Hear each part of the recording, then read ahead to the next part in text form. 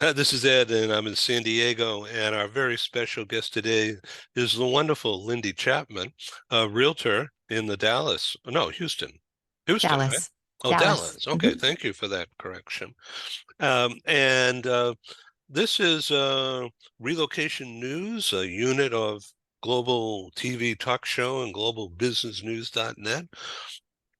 And this is a one-on-one executive interview with Lindy Chapman, a realtor. She's the owner of 180relocation.com and extremely successful for a number of years in this industry. And I'm really honored to have Lindy as my guest on this program. She's not paying me much to talk about her so glowingly. It's from my understanding of her ethics and her wonderful success. Lindy, welcome to the show. Thank you so much, sir. Thank you. Okay, the time is ripe for honesty and discussion about the real estate industry from your view in light of the antitrust settlement that apparently is still going on. Um, and I thought it was over, but I just saw that Berkshire Hathaway made their own deal. So does this mean, and we'll get into the weeds here in a minute, but does this mean that each real estate group has to agree to pay a fine or certain understandings before anything can get resolved? There's a certain threshold that the company or the brokerage has to have met. So it's mainly the big brokerages, in addition to Realogy, which is now called Anywhere, that are part of this settlement. And it's a little convoluted because I do look at some people that have settled and others that haven't. I haven't kept up too much with the nuts and bolts of it. I have been following the lawsuit very closely since 2019, since it was first talked about, and have been quite outspoken. You've probably seen me use the hashtag not your realtor, because I really identify more as a consumer, having relocated as many times as we have. So it's never really, especially since the rise of the internet in mid like 2008, 2009, 2010, not made a whole lot of sense to me the way the real estate industry operates now versus the way it could operate if it fully took advantage of the technology advances we've had in the last 15 years or so.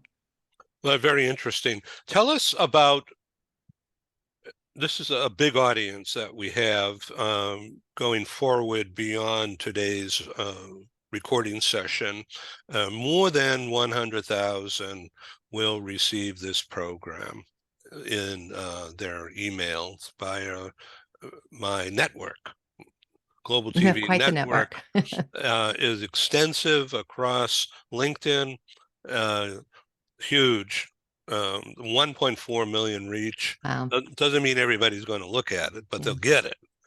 So we are conservative in what we say, who's actually opening it.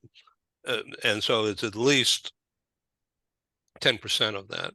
And in subsequent distributions through the relocation industry sites uh, and portals, which I have easy access to,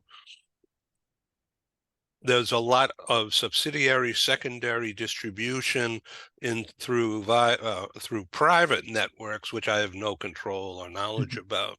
So it's really 365, 724 access, including a lot of people within the real estate and relocation industries. With that in mind, for the next 15, 20 minutes, I Be want careful what I say. no, I have to be careful what I say. This is your microphone and the audience, and you'll receive a program link to this for your own personal use forever later in my day today. So, and you can chop it up and use snippets or whatever. I am going to publish it across our network, and it will be looked at and used as a training device um, by a lot of people we both know, and some we don't. So the lawsuit's going to change the way realtors or relocation companies. It's so confusing. Who It gets is. paid from all this? Would you take us from the top? Well, it is confusing, and I think that's the big challenge. And the commissions were disrupted a little bit when you had the red fins and the open doors enter the market. You had some smaller, innovative brokerages that decided they would list it at 1%, or at a flat fee of $5,000 or $10,000. The challenge was you couldn't disrupt the buy side of the commission. So what the seller was offering in buyer agent compensation. So I don't really think real estate commissions are necessarily too high. I mean, I think if I'm going to list something, especially if I'm going to end up doing more of the work because the buyer isn't using an agent, I don't think 4%, sometimes even 5%, again, depending on what needs to be done, is unreasonable. The challenge is the consumer has no idea where that money is going. And there's a number of different hidden fees that are tied into that commission that have gotten worse as the industry has tried to maintain its monopoly of the industry and tried to fight off the disruptors and try to maintain market share from everything from just bringing in more and more real estate agents. We have close to 1.6 million members of NAR, of the National Association of Realtors. That doesn't even include the agents in New York City or other places that might have their own organization and operate outside of NAR. And we don't have but about 5 million or so transactions per year. So when you do the math, you realize there are a lot of real estate agents. There's high turnover. There's not much quality control. There's not much oversight. And agents have to fight for, eat what they kill. And so there's a lot of lead generation fees. Zillow takes up to 40% in some markets of the real estate commission.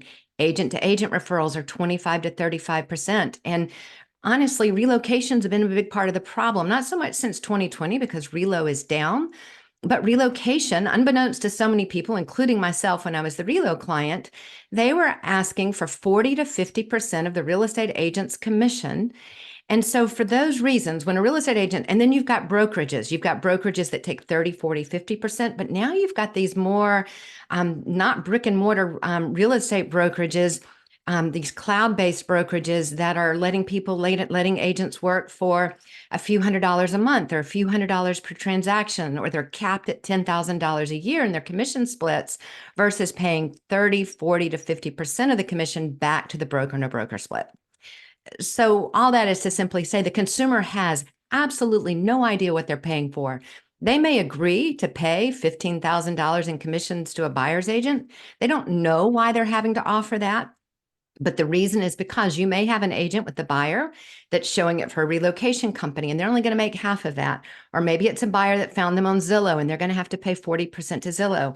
It could be an agent that's working at one of these big brokerages. It could be a new agent. And a lot of times new agents will pay 50% of the commission back in a broker split. Or it could be a buyer working with an agent. They've never shown any houses with them before. It just is a random agent. They've been looking on Zillow, and if they don't use a Zillow agent, they just call an agent or maybe somebody they know. They make an offer on the house, and that agent makes the majority of the $15,000. And so there's no correlation in a fee for service, right? You don't know what you're paying for. You don't understand why you're having to pay 3%, but you do because you risk agents not showing that house, a majority of agents not showing that house if they're paying lead generation fees. And lead generation fees come from even reputable companies like Glenn Beck has one. Who's the other guy that has the financial? Dave Ramsey, Homelight, any of those referral fee platforms that are not necessarily strategically connecting somebody with an agent. They're just connecting them in order to get a piece of the pie.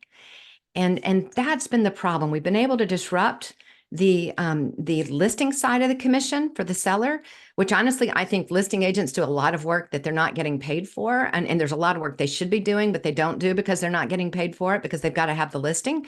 But the buyer's agent has not commissioned that the seller has to offer. It's almost like a cartel fee, like a fee that you have to pay in order to play.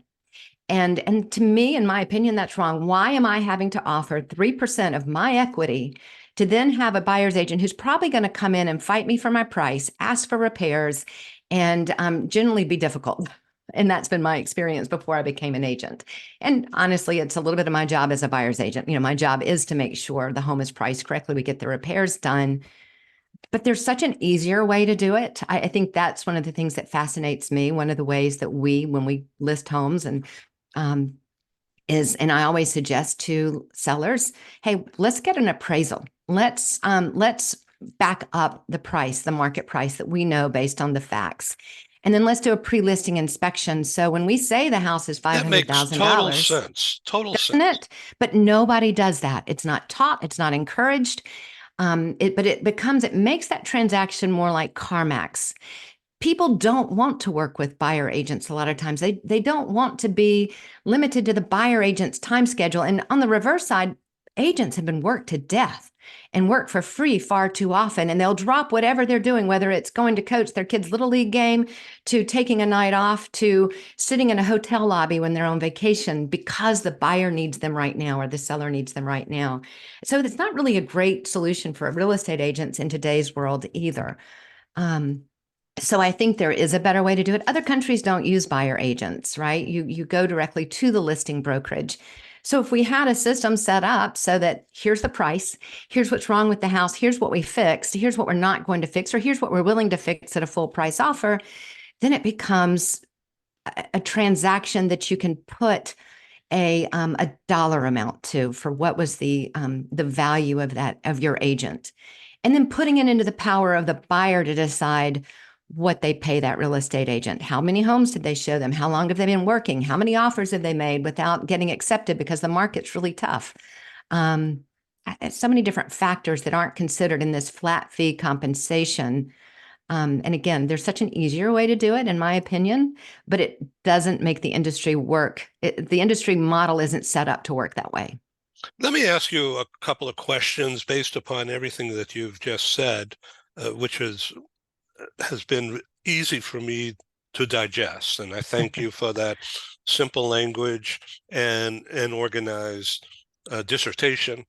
And I really appreciate you doing that.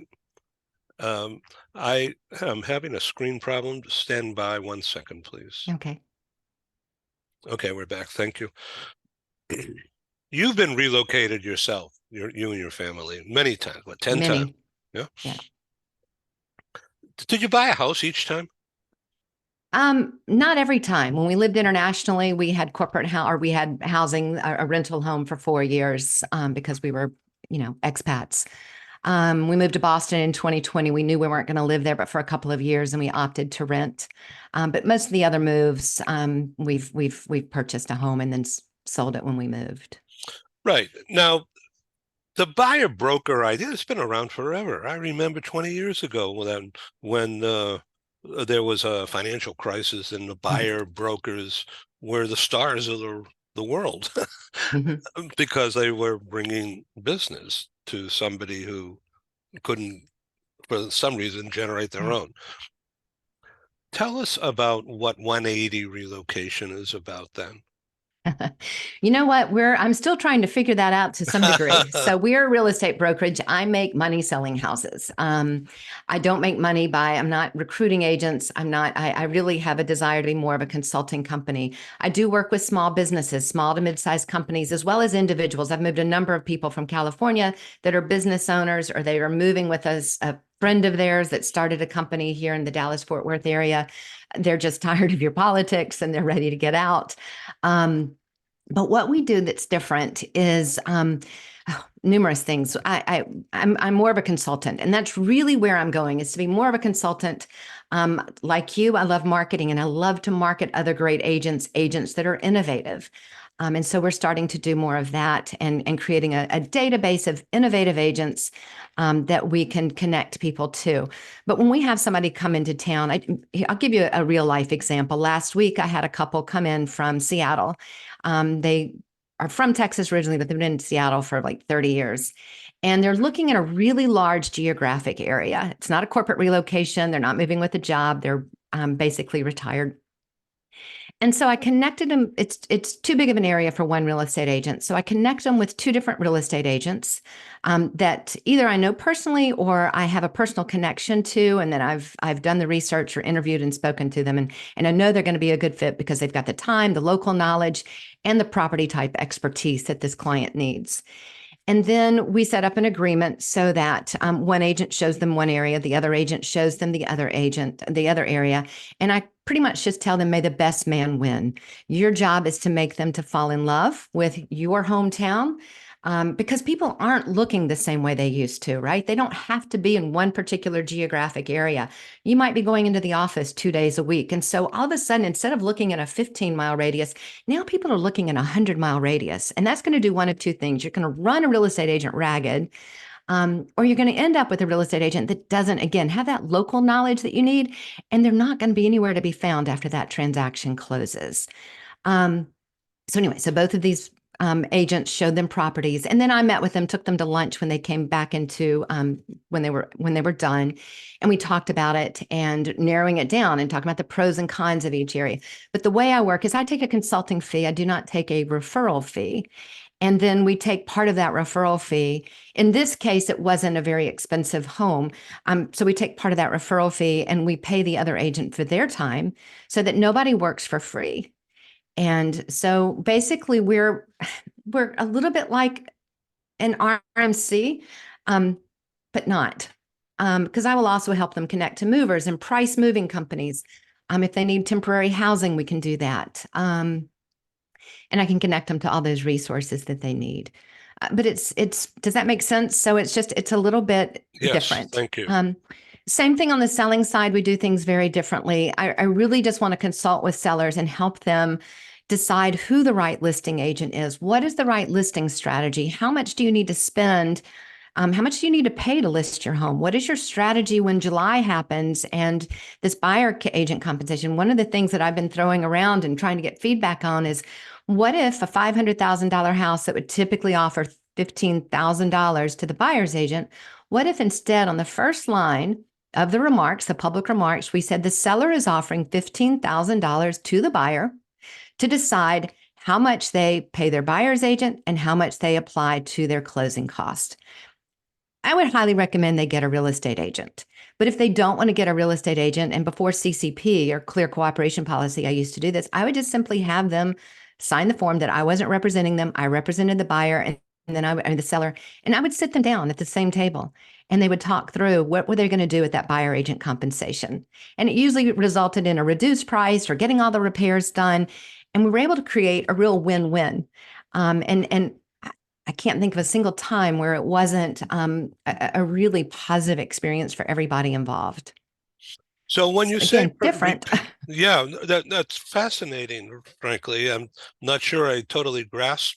I've heard it all, but I'm not in the industry, so right. I'm connected with it, but far enough away so that I really don't know what. But it's complicated, and I think it's purposefully complicated, so that right. And that was part of the lawsuit.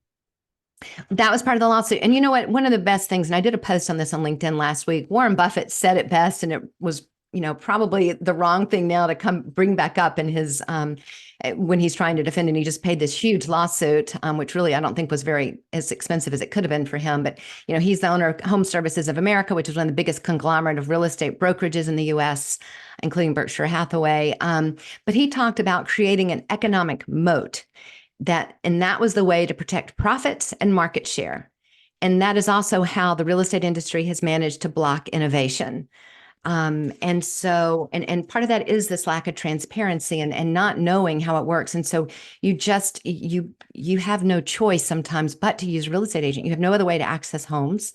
A lot of times I will see buyers try to bypass a buyer's agent. They don't understand that going directly to the selling agent, that selling brokerage is getting that 6% commission. You're not getting any benefit of it, and you're not getting represented. So we've just turned that and inverted it a little bit in order to help the consumer benefit from those referral fees, from those hidden fees, help them make those right connections, and just make the process a little bit more transparent and more consumer friendly. And that's what the lawsuit is about. It's not consumer friendly. It's not transparent. Let's turn now to the RMC Relocation Management Company and the uproar right now within the domestic relocation industry about this buyer broker. And are people worried about RMCs going out of business? RMC's been worried about that since 2020 because work from home, COVID, everything has changed the workforce and how companies. I have 3 of my 4 kids are remote employees, right? They're not going into an office every day, even though they live in San Francisco and New York City. And so, you don't have to necessarily move as many people for work. So that's really cut into their bottom line. And the big hidden secret is that they've been part of the problem.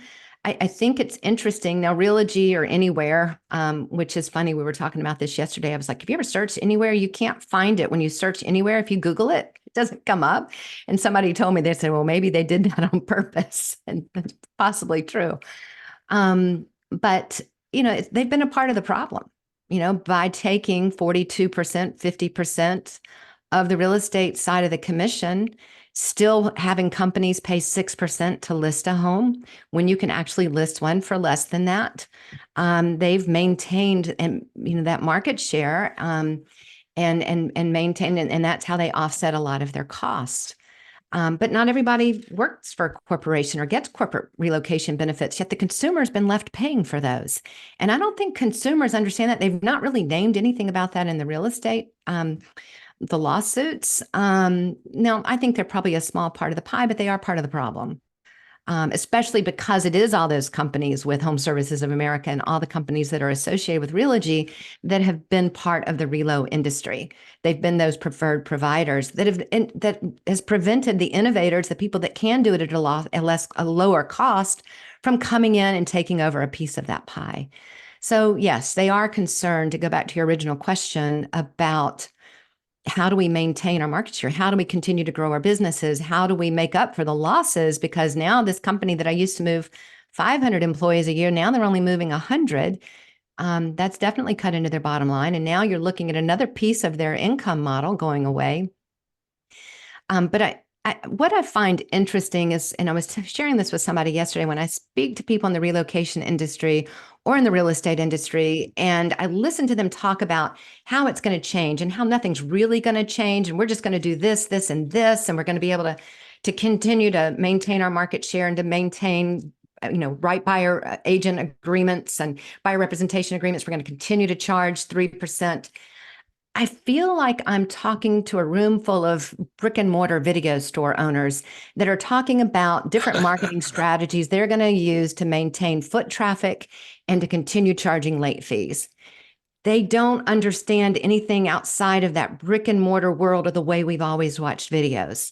They don't understand that there is a different way to do things. They don't understand the consumer really wants a different way. Yes, we always loved coming to the Blockbuster on Friday night, renting our videos, getting a couple of free bags of M&Ms, maybe saying hello to the store clerk or the guy behind the counter who's one of the football stars in town. But as soon as Netflix quits coming in the mail and it starts streaming to our computers, we're done renting videos. And I think that is what the real estate industry and even the relocation industry is failing to fully grasp, is that there is going to be a new way and a better way of doing things that ultimately I think is going to be better for the real estate agents. But it's going to put a lot of people out of business if they can't evolve and change their business model. And as we all know, a brick and mortar video store didn't have the money, especially if they're a mom and pop store, to translate, to go over to online and just stream, to stream videos. But that was what the consumer wanted. And so I think that's, definitely, I think that's the way you have to think if you're in that real estate industry. Quit trying to, Saul Klein says it so well, managers try to manage change. They just try to keep doing the way they've always been done it. But leaders find a new way to do things when the paradigm shifts. And we have to understand, and anybody in this industry, no matter what part of it is, you have to understand there is a shift happening, and it's big. It's bigger than what you recognize or what you realize. And it's going to change the way not only we do business or we can do business, but it changed the consumer. The consumers are already changed. They're already used to looking at Uber and getting their next ride in 15 minutes immediately, deciding what they pay. Same thing with watching videos or renting an Airbnb. They don't want to be confined to this economic moat that's been created by the old brick and mortar real estate industry that's been in control for the last 50 years. They're ready for something new. Companies like Redfin and Open Door have come in and tried to change it. Zillow's tried to change it, but in my opinion, they've not done it. They've not been able to for various reasons. I think there's a lot of room for some companies to come in and really change the way it's done. So let me also ask you about this concept, I buy. You get some guy with a lot of hair comes on the screen and says, "I'll buy your house at a low rate, and you get the money, and we'll sell it." So yeah, you have to know what you don't know in order not to get taken, right? I'll give you an example. I've It got sounds too good to be true. it, But of course, the understanding is that then they're going to give you a low ball, and right. if you're dying for the money, not worried about I'll where give you're you an going to go example. live. I have a client, I have an agent that just had a house listed, and they had gotten an offer from I don't know if it was Open Door. It was one of those iBuyer companies, and it was too good to be true. And I just told the agent, I said, I said, what's your job? He said, to get the most money for my seller. I said, yep, that's your job. So if they're going to offer your seller more money than you can offer after commissions and fees, then you need to let them take that. And so he said, I totally agree. And so he let the buyer or the seller continue to pursue that. But all of a sudden that initial offer, once we dove into it, was not as good. And so they ended up keeping it listed on the market and getting it sold at a price that made sense, and helped them net the most money. I think that's the interesting thing about if you understand the real estate industry. And one thing that I learned early on that really caught me by surprise: real estate agents and brokerages are not in the business to maximize your equity. I was told that by a manager at one point when I helped a for sale by owner. And I told her, I said, well, I did what he needed to do to get his house sold. He wasn't going to list it. And I felt bad for him. He'd been on the market 6 weeks. He has another house he's getting ready to close on. And so I just told him a few things he needed to do to sell it that weekend. And it sold that weekend. And she told me at that point, she said, that's not your job. We can't keep our lights on if you think that's your job. Your job is to list these homes so that we can, so you can pay your 30% referral fee or commission split.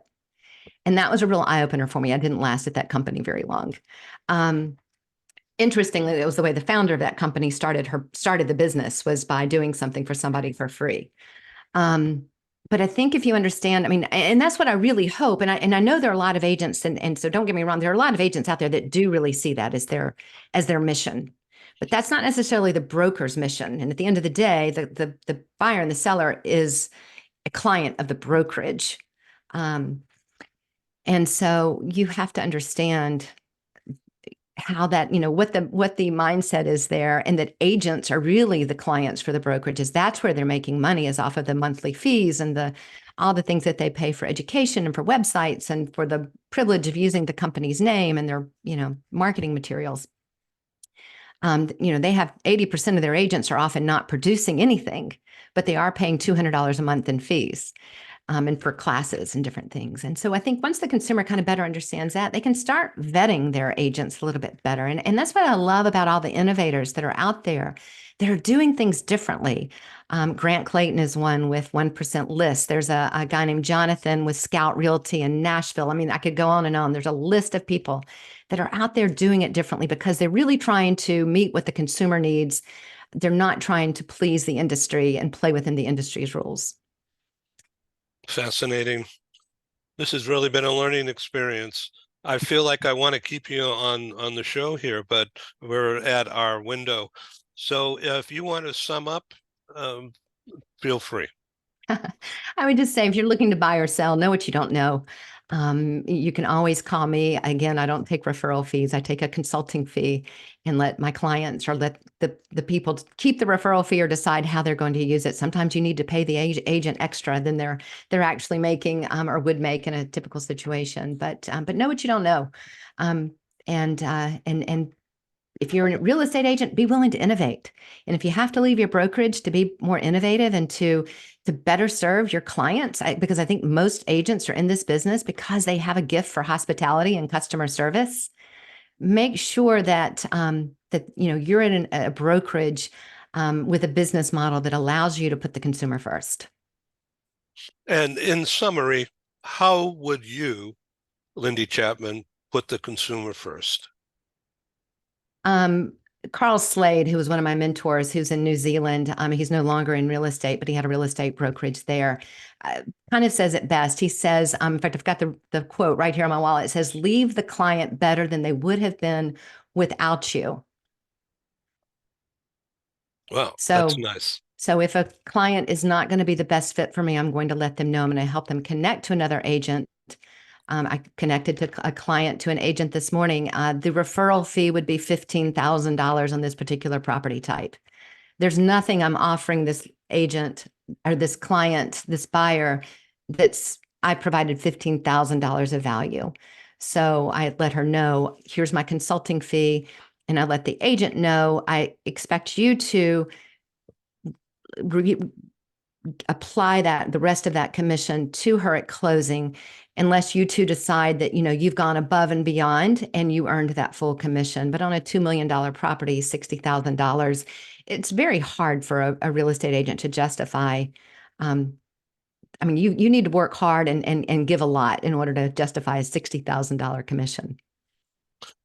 Thanks, Lindy Chapman, for being on Global TV Talk Show. Come back again. Thanks so much, Ed. Thank you. Signing off. Thank you.